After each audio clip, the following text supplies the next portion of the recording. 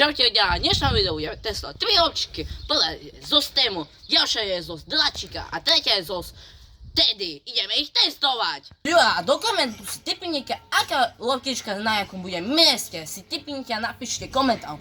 Prvý test, ideme ich hodiť z mojej výšky.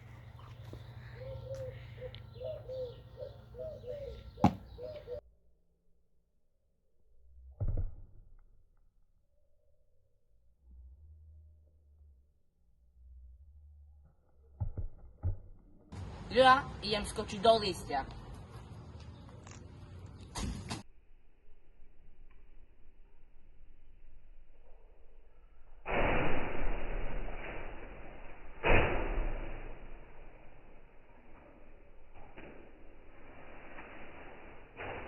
Tretí test.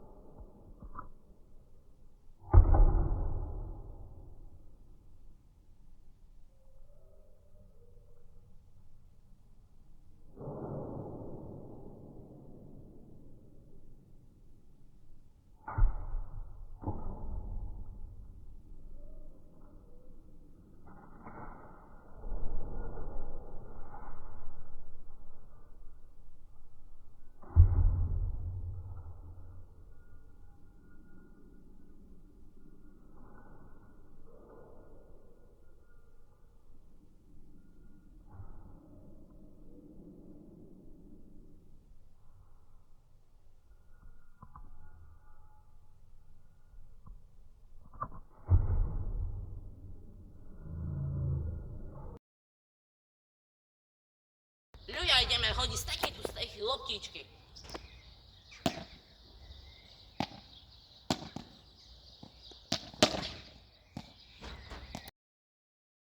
Ľudia, na polmiestne bola loptička z tému a medzi tými tu dvomi loptičkami z Dračiku a z Teddy bola remíza, teraz že už nebude. Druhé video, nezabudnite na like a odber, čaute.